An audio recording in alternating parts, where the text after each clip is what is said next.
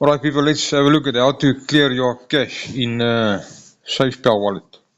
Many members are experiencing this issue where they want to register a new wallet and the previous registered wallet, the information pops up.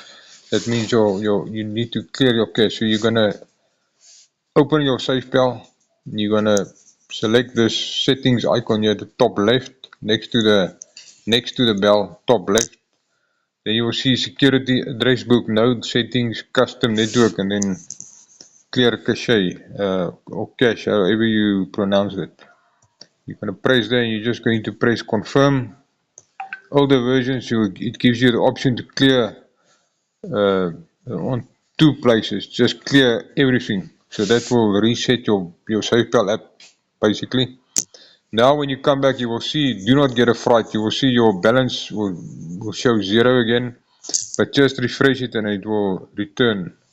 Alright, so you're just clearing the cache, then your SafePal wallet will work 100% and you'll be able to register new profiles, new accounts.